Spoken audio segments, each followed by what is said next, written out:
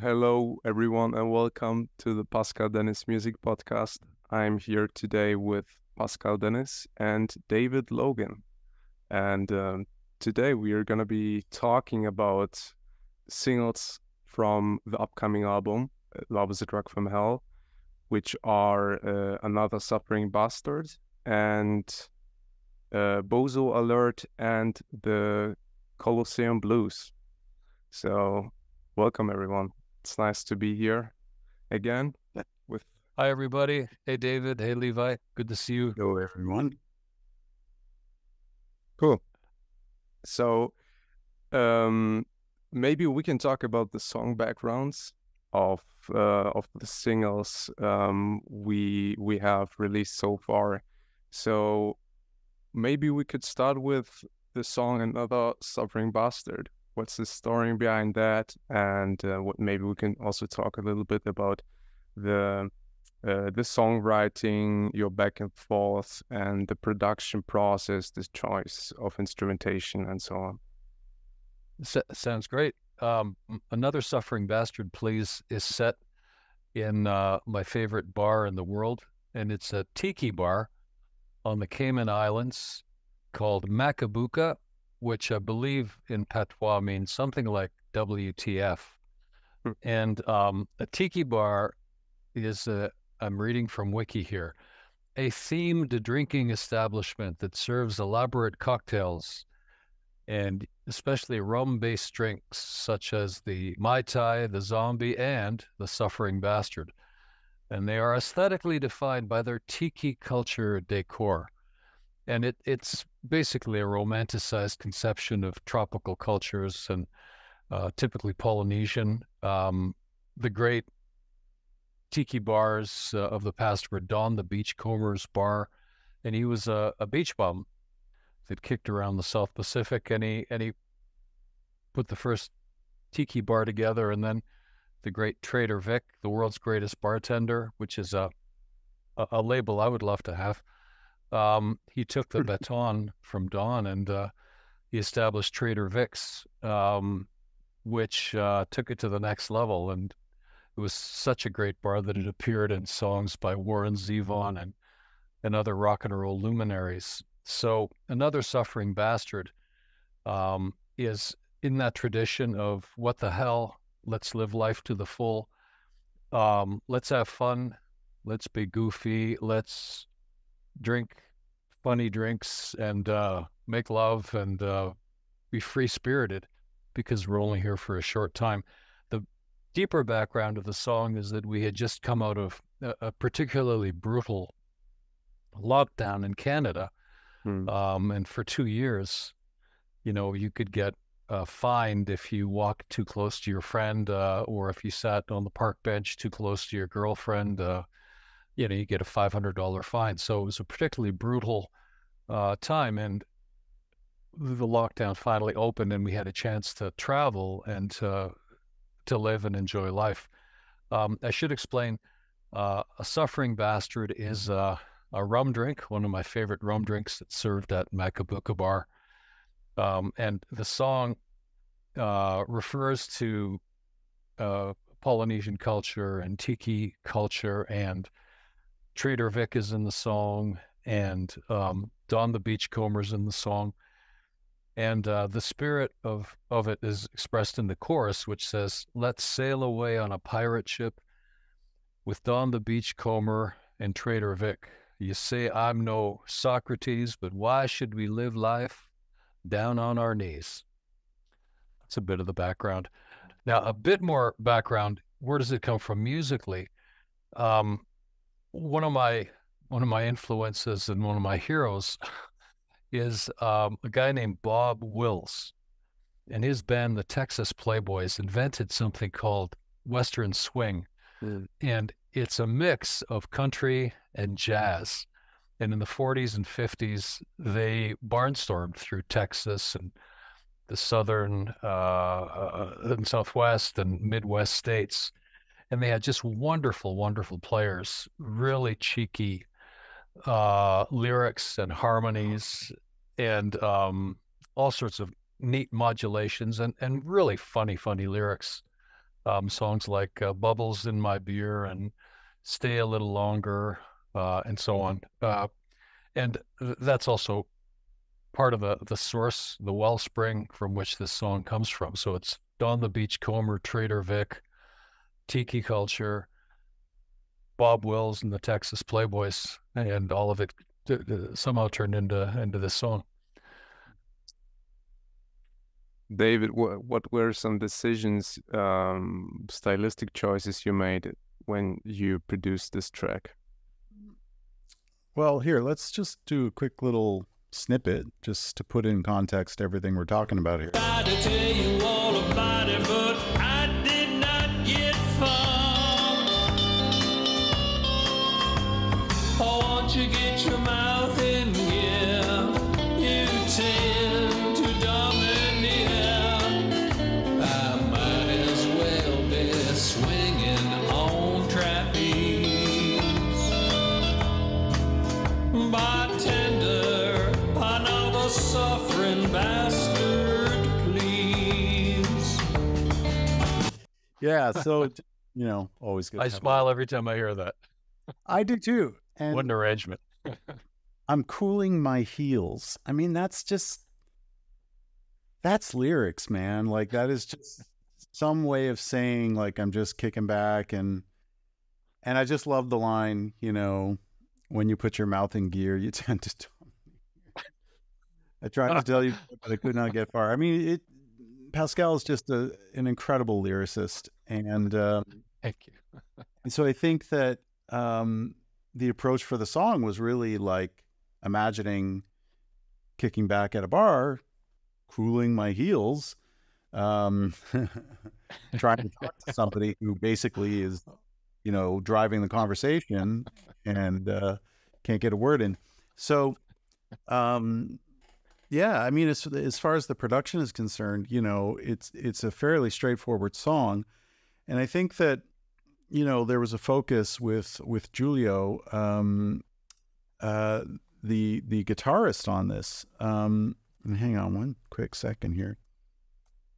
So he was really instrumental. Giulio was, and he's the guitarist. Rosatelli is his last name, by the way. So yeah, he was like the guitar lead and also provided the rhythms and stuff like that. Usually I manage things like, bass and drums, just because I'm a drummer and stuff. So usually the approach is generally, laying down kind of the drums and the bass as the foundation for which everything else gets built on.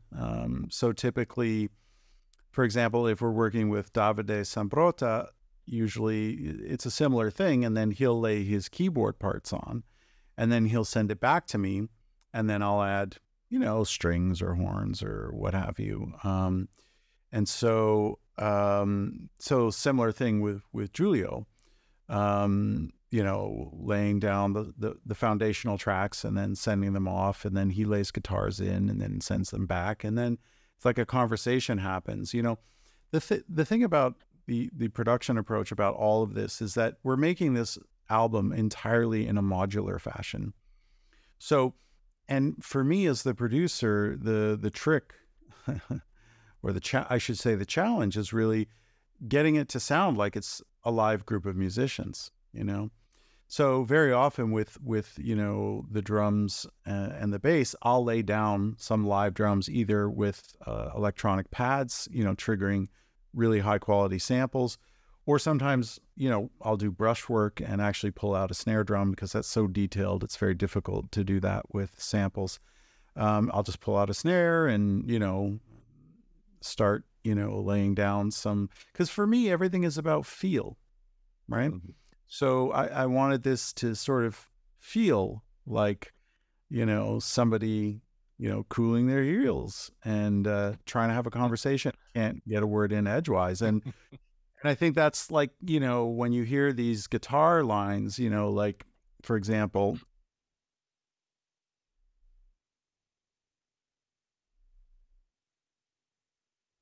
Oh, It's like that's part of the conversation. That's part of the frustration. It's part of the vibe.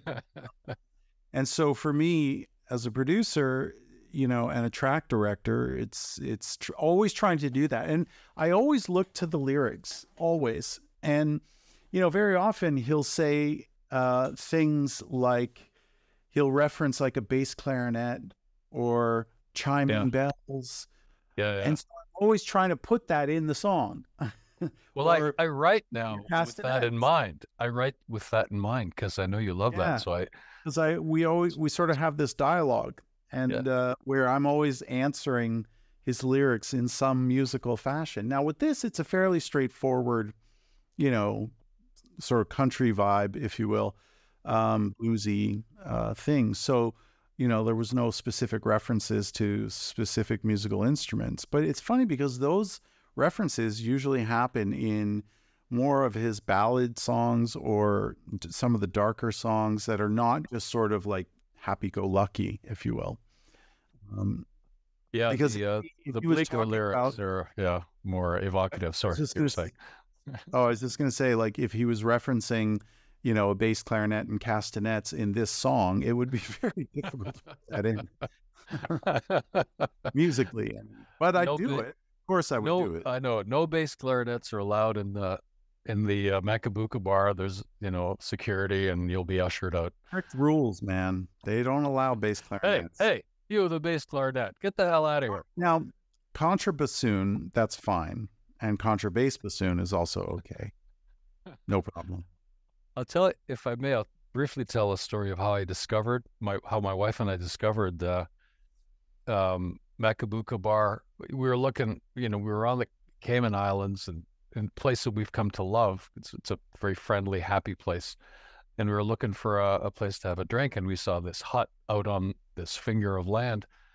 So we walked out into this rough and tumble hut and bar and funny tiki torches everywhere. And there's a Rastafarian standing at the bar next to a guy with a thick Newfoundland accent and a Toronto Maple Leafs hockey jersey.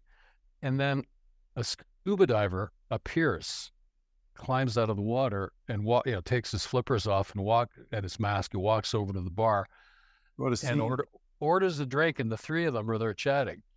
So, a Rastafarian, a Newfoundlander, and a scuba diver walk into a bar. It was like a bad joke. And I thought, this is it.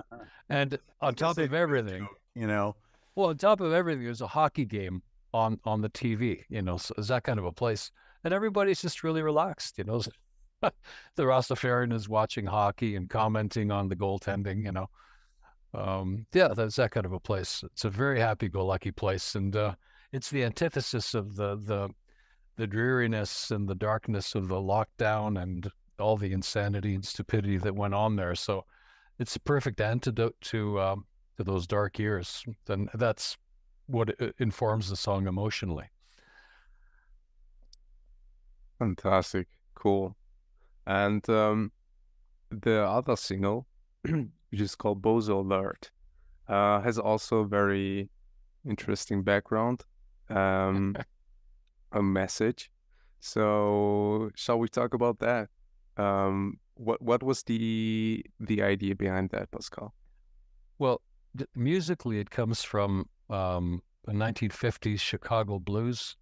When I was a young musician and student, we had, these terrible bands that would play around the campus. And that's where I discovered Jimmy Reed, Little Walter, Muddy Waters, Howling Wolf. And that music's been in my blood ever since then. And that shuffle rhythm, that Chicago shuffle rhythm. And so it's something I naturally gravitate to.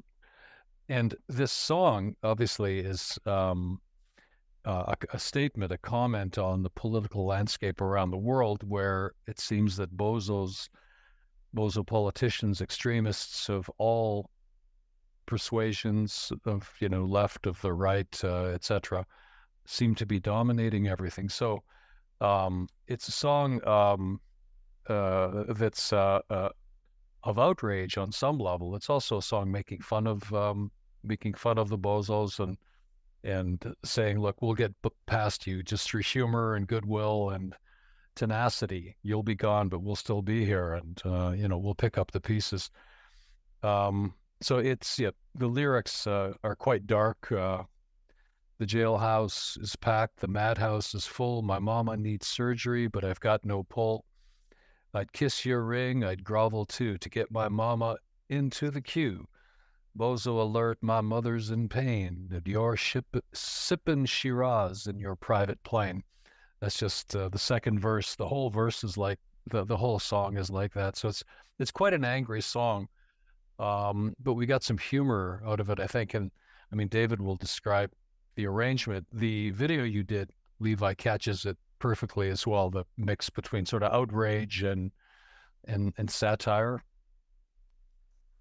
Right. Again, just to put it into context, let's have a quick little listen. To the North Atlantic. Well, the jails are packed, the madhouse is full. Mama needs surgery, but I ain't got no pull. I'd kiss your ring, I would grovel too, to get my mama into the queue. Bozo alert, my mother's in pain. You're sipping Shiraz in your private lane. Head for the exits, head for the hills. Put on life jackets, update your wheels. His future's so bright, they give me the creeps. Kiss his right hand and all four cheeks. Well, Sorry, I had to sing along. That's my favorite one. I like that one too. I mean, this is very simple blues. There's not a lot to this. Again, this was led by Giulio on the guitar, Giulio Rosatelli. And, we added some light horn arrangements, just on the chorus to kind of, give a little bit of emphasis. And for me anyway, I mean, the horns are super smooth, and that is in juxtaposition to the lyrics, which are, all hell's breaking loose, get a life jacket, update your will, like we're all kind of screwed here.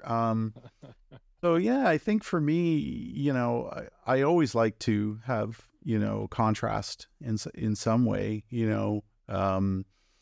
and this is certainly no exception. But yeah, I mean, there's this, I always describe certain kinds of songs as self-arranging songs. So like, I can't really take the credit for arranging the music on this. It has to go to Giulio, because he's leading this, man. I mean, he's the one who's really like all over it. I mean, at the end of the day, I'm always responsible for the rhythm because I'm a drummer, and my sense of rhythm is well, it's pretty damn impeccable.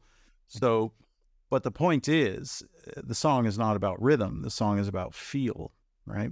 Mm-hmm. And so, Giulio absolutely brings the feel, to the entire song. But again, it's self-writing, if you look at, like Robert Johnson and Son House and Lightning Hopkins and Willie Dixon and all these early guys that, they wrote the blues as we know it today. They wrote the blues. Like without Son House, like, there's no blue. I mean, everybody credits Robert Johnson, right? Because he's sort of the more famous, but Son House used to tease Robert Johnson and say, "You ain't no blues man, you ain't nothing," and Robert Johnson was like, "Oh yeah, well, I'll show you one day," and of course he did. So we're taking all that, and Pascal's handling all of that because this is modern blues. This is 21st century blues. It's based on the old templates, but the blues back then, it was very, very different. And of course, we in modern day, let's say, sort of in the first world, if you will, it's very difficult for us to empathize or feel the experience that could have been felt behind the reason those blues songs were made. But we do have blues. Everybody gets the blues. And so Pascal's expressing, I think, the blues of kind of where we are in humanity right now. And I think it's a really, really great expression of it. So for me, I would never try to reinvent the blues. So this is where it's just like, all right, Julio, do your thing. Yeah. And he does his thing, and then we add horns, we add some pianos, and I say we, because this is a group project. And that's the amazing thing about it. Like when Sting made his solo record, he said, I can't call this a solo record because of all the people and amazing collaborators. And it's the same thing. Like, sure, I'm the, producer, but these guys, man, our band, the boys, as we refer to them, with the two sort of main people that are mostly featured are Giulio Rosatelli and Davide Samprota on the piano, and then the guitar, respectively. And then we have an extended group through them, when we need saxophone and, or different style of guitar. We have different players. There's a new guy, actually, that we're just bringing on, Riccardo Ricci. And he's just getting involved, but he's very, very talented, and he's an incredible guitarist. And we actually brought him on to finish up some older songs that we never got around to laying down the guitars, because it's very difficult to find people who, number one, own a nylon string classical guitar, acoustic, and number two, can play it well. Check. So he's sort of like, our sort of designated like bossa nova guy. And if I can, I would love to play. Pascal, you talk for a second while I track this down, because I just want to just feature his guitar. Please. I think it's great that we have audio examples on this episode. Yeah.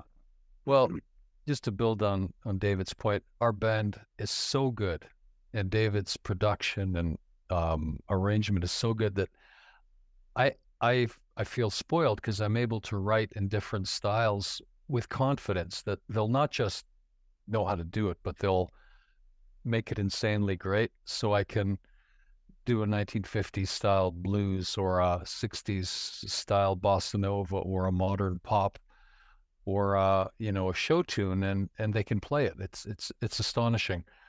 And we've said more than once, just take our Giulio, our guitar player, he's a Sardinian, and yet he has absorbed and expresses the blues as if he had been born in the Mississippi Delta. It's astonishing to me. I don't know how he does it. Pascal and I are always like, huh? And like, how is this kid from Sardinia, like, how is he so connected to the blues? And the funny thing is, I told him, I said, man, like Pascal and I are in amazement as to, like, where is this stuff?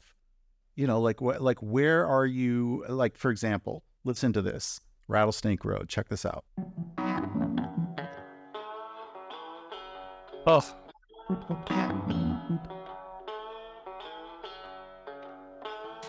Nobody like like that guitar intro is worth $1 million as far as I'm concerned. And so insanely great. And I asked him, I said, like, where, like, you must just love the blues. And he said, you know what, David, honestly, I just play what I think it's right. Okay, so check this out. This is Riccardo Ricci and his wonderful touch and specifically it's his rhythm. Like, this is why I like Riccardo, because each guitar player we work with, we have 3 now, right? Yep. And so the Riccardo has this feel. Oh, check it out. Listen, I'm not going to describe it. Just listen to it.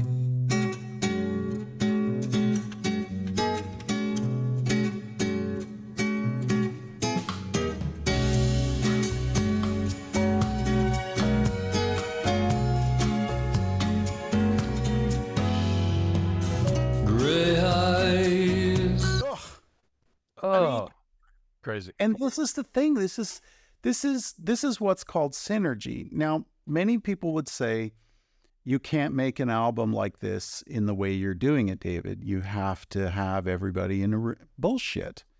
That's what I say, because we're getting the feel, and we're very carefully handpicking people. So that's Davide Sambrota on the piano, and Ricardo on.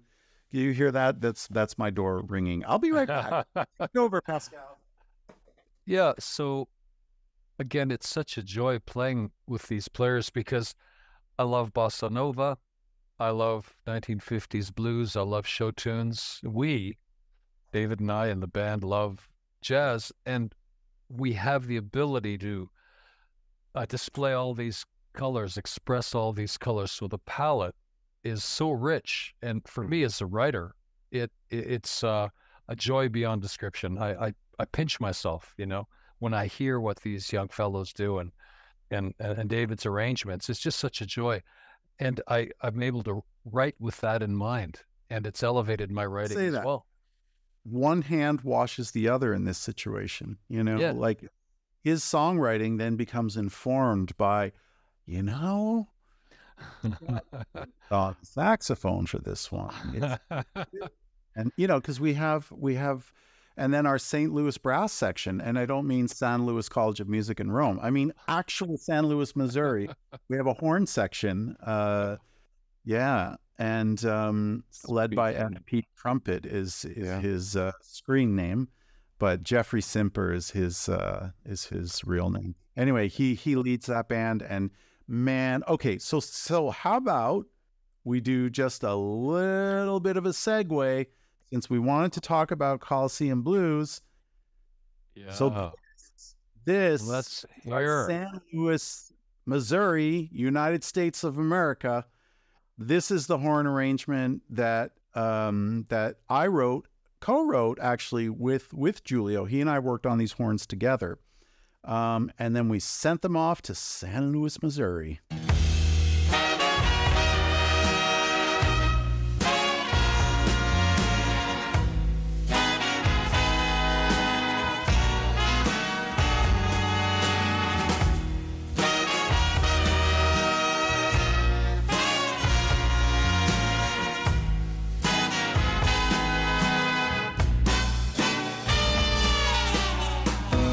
I made a man. Now, what an arrangement. About the process. I'll start with this one, if that's all right, Pascal. Please. Yeah. So, like, for example, I'm obsessive about horn arranging. It's something I learned at Berklee. It's something I love doing. And so, for example, just that last fall, bow, I mean, that's the hurt. And, so for example, I specifically went back after I heard his first pass. So, for example, I did not ask him to do the bending, the ba-wah. He did that da-da-da ba-wah. That was his call. Fantastic call. Dee-da, be-da-da, be-wah. That was his call. The me-wah. That was his call. But then there was no bow at the very end, and I needed that. And so this is the back and forth. And this is why I say it's bullshit, people who say you can't make a record this way, because you can. And you know what? I prefer this rather than working with a live band. So the point is, we have a blues man from Sardinia on the guitar. We have a Roman keyboardist. We have a Toronto boy drummer / bass player. We got the San Luis, Missouri horns. And then we have the fucking powerhouse star of the show, Pascal Dennis, writing these incredible songs. And I got to say, this one I'm particularly attached to because it's partly about me and my life and my experiences here as an outsider moving to Rome. And so, yeah, take it over, Pascal. Well, last summer, 2 summers ago, actually, the lockdown was finally lifting. So, I'm in Rome with David, and he's telling me these incredible stories about establishing himself in Rome. And so we're surrounded by the monuments, the art, the mystique, the magic, the history, the overwhelming weight of history. And it's overwhelmingly beautiful, but it's also, David explained, it also has a very dark side to it. It's a very closed and cold place. So the imagery that David shared just turned into this song. So it's informed by David's stories, and so it's partially based on David's experiences. And I really do like the lyric here. So the chorus: I'm a pale gladiator in burning sand, the crowd's on fire, money changing hands. St. Peter walked these avenues till they made him an offer he could not refuse. And of course, they crucify St. Peter. So it's a wonderful photograph. Thank you for that. So apropos, no? You're talking about theaters, and damn it, you're talking about you and me and Rome. You got it, man. That is a beautiful photograph. You nailed it. Levi, you got to use that. You got to use that on our social media. It's just too good. Well, that was such a great week. I got lots of photos of this kind of stuff. So yeah, cool. Yeah, shortage. I have lots those. of good photos. Just upload them. I think, Levi, you've got a shared folder, and I'll let you guys. Levi, we should circle back because there's also some great video footage of Pascal and I in the studio here in Rome working together. So that's probably going to be, I would assume, useful in some way, shape, or form. So I'll supply you with all that stuff. Thanks. If I may say so, I think this is one of our best songs, one of our best achievements. Everything about this, I pinch myself. I can't believe that we did this, to be honest, because this song is better than I can write. I don't know who wrote it. Like we always say, the aliens gonna hit me, and that's our joke. And then the arrangement, the playing, the production, everything is so incredible. Like if I'm abducted by aliens tomorrow and I have to explain myself to St. Peter, I'd say, well, I helped to make Colosseum Blues. And he'd say, all right. You are the creator of it. But, I mean, well, it's a back and forth. It's joint, obviously, right? True. And I it was very difficult my first 3 years in Rome, like unbelievably so.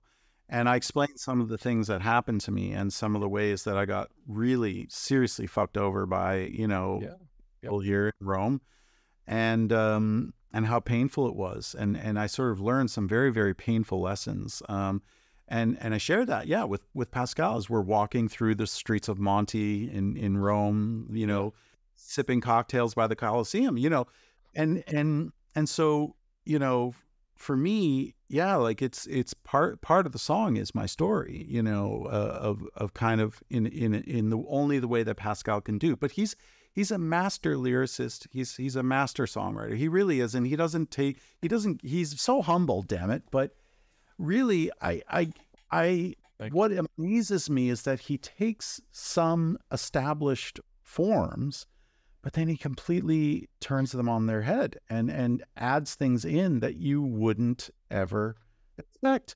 Like every now and then, instead of like a 12-bar blues, he'll just do like a 14-bar. Like, why not? Everybody does 12. I'll do 14, damn it. And he'll have it's because I don't know what I'm doing. I just do it. Well, and the other thing is, like, he knows his chords and he knows how to use them, and he understands relationships of secondary dominance. I mean, not to get into too much musical theory here, but I studied my theory and jazz theory and at Berkeley nonetheless, and graduated with honors. So I know my theory, I know my chords, and he is like, I analyze some of the things he does and I'm like, wow, I never thought of that. I had good teachers. All those years I was engineer and a management consultant. I was taking music lessons and learning the facts, so yeah, I had really good teachers. He knows his chords, man. Great. Well, it's a pleasure. Yeah, well, me too. One of the great joys of working with David is his arrangements. I mean, he just gave you some sense of the magic in the horn arrangement to this song. But if you would shed some more light, David, on your approach to arranging that brings these songs to the next level. Like Colosseum Blues is a great example, just the horn lines, but there's much more in this that creates that feeling of angst and of isolation and of loneliness that this song expresses. I mean, look, you know, I think that there's a certain struggle I think that every producer has when approaching a song, because the thing is, it's like, I mean, obviously I couldn't be doing the song from my point of view because it's not my song. It's, you know, partly inspired by my story. But I think for me,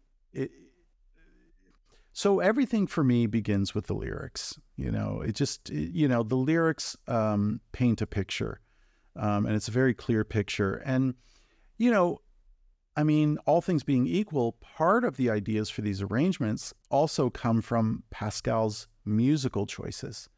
So he works with like a digital audio workstation that has some really good, well put together templates. And he'll very often say, here's how I feel about this song, but I also feel this way. So sometimes I get like two options of feeling, and then it's up to me to kind of decide, you know? And so a lot of it really comes from there. Now that's the sort of the root of it. But then it's the detail work. That's really where I suppose, I sort of come into my own, with these horn arrangements, and sending stuff back to FP. Sorry, Jeff. Jeffrey Simpler. So for me, I'm obsessive, and I do send things back very often. I'll send things back. And I'll say, you know what, even with Pascal, because we have all the time. We have our, thankfully. Yeah, we have our weekly ritual where we get together, we hang out, we laugh, we tell jokes, and we come up with a few song titles if we're lucky. So, and he'll play songs. What do you think? What do you think? And if I don't think it's worthy of producing, I say, look, you know what? I think this is a great song. I love this about it. I love this. But I think it needs a little bit of work, and here's where. So I do the same thing with our band, right? So, with FP, for example. But you see, this is where this is why I can't claim full credit as a producer. It really is, because sure, look, so Julio and I, we put those horns together, okay? Using fake samples. And then, of course, I always put the final touches on, and then I send it off to FP. Sorry, Jeffrey. He's FP trumpet to me. Anyway, and he's the musical director of the San Luis Brass Boys. I don't know what they're called, actually, but they're amazing. And so, he then coaches his side of it. And comes up with all these, interesting things based on the arrangement. But you see, it's also because of my direction. I say to him, look, music, as we know music, is really two equal parts. Now, we're not talking about lyrics. I'm not talking about lyrics now. I'm talking about music. Music is made up of notes, okay? But that's only half the equation. The other half of the equation is expression of the notes. And that's where I'm also very particular. So I say to FP, look, as long as you hit these notes, you're free. You can do what you want to do, man. So he hit the note, da, da, da, da, which is what was written, da, da. But he did, da, da, da, da, wa. That was not written. So there's where the notes are the notes, which is 50% of it. So I cannot take credit for the other 50%. I can't. That would be selfish and wrong. He is the whole be-wee. But then I'm like, give me the fall. Boom! Because he did, then inspires me, gives me an idea. And I say, hey, well, what if we also did this? And he's like, oh, yeah, why didn't I think of that? I'm like, because I did.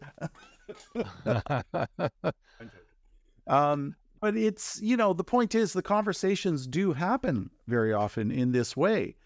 And so I do reviews with everybody. Everybody in the band has a review with me. So sometimes it's once a week, like especially at the beginning.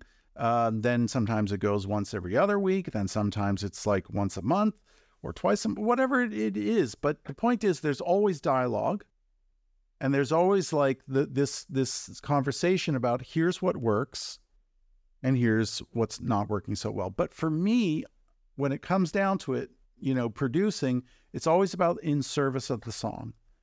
So, it can, and by the way, Julio had this wonderful guitar intro. And, it's like Sophie's Choice, it's a really old reference. Sorry.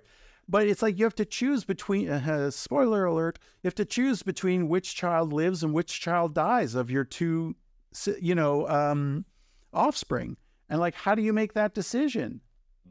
And I had to. Either the big horn intro or the guitar solo. But then I put the guitar solo at the very end when we have the reprise of the horn. And I just thought, you know what? This goes against all the rules they taught me, but screw it. What is so wonderful about the process, Levi, is that as a result, I can rewrite a song, and I'm sure our band is the same way. They can go back and replay a piece 10, 12, 14, 15 times, and each time is better, and each time entails some kind of feedback from David. And longer term, I internalize David's feedback, so I don't bring it to him until I've had that discussion myself. So my hit rate is higher because I internalize David's feedback. And I say, oh, no, that doesn't quite work. Oh, it does. No, David will point this out rightly. So I become a better writer. And I'm sure our players feel the same way. I'm sure Julio feels, yeah, I'm a better guitar player. And Jeff feels the same way about his trumpet. It's wonderful. The other thing I'll just quickly mention, on the technical side of things is that I also provide people with the equipment they need. So, for example, Jeffrey was only working with an SM57 mic, which is a great mic for doing horns. I mean, it's a good choice.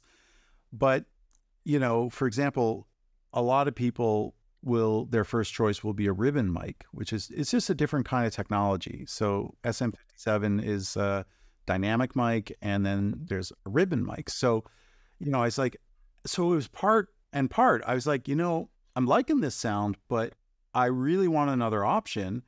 And I'm like, how would you feel if I just bought you a ribbon mic? So there you go. So sometimes it involves that.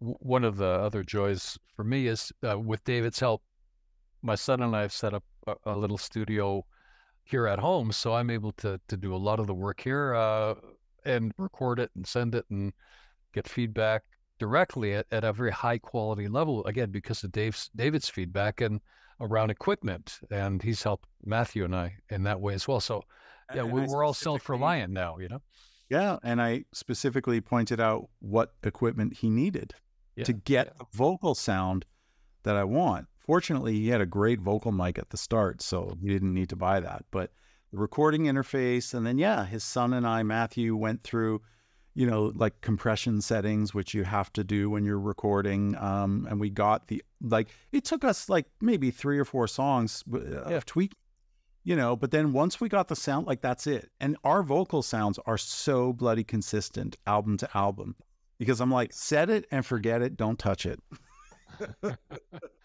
Yeah, it's a remarkable thing that we're able to create this working remotely in many parts of the world simultaneously and have fun at the same time and learn it.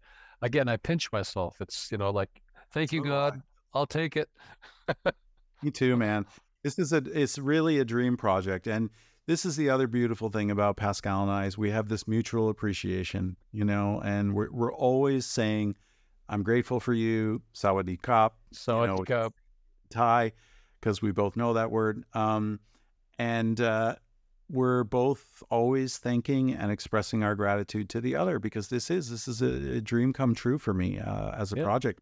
The fact that I can bring on these young, talented musicians and coach them and also teach them about producing and arranging while they're performing their great sounding parts.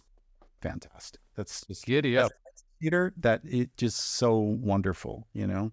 So, Levi, our deal is that we'll continue doing this until one of us is abducted by aliens. Yeah. Well, and the thing is, both of us have been repeatedly abducted by aliens, but they turn us back. It's very true. Very true. And with more knowledge about what we do. So, you know, like Iggy, Spike, and Lester, who are the three aliens, like into the Delta Vegan system on their starship. And they're like, okay, look, Coliseum Blues was good. We like the horn arrangements, but cut up your game, you know, a little bit on your strings and, you know, maybe tighten up those drums. It'll be perfect. Every time we go there, they do an x-ray of our brains, and the x-ray always comes back negative. It shows nothing. So we know we're okay. We're okay. And on that note, wrap it up. Kapkun Krap. Thank you, David, for joining. And, Leslie. Thank you, Levy, Bye. for conducting these interviews and putting them all together. And we appreciate you too. Appreciate It's my you guys. pleasure, guys. Kapkun krap. Take care. All right. See you Friday, pal. Bye for now. Bye-bye. Bye, everyone. Thanks.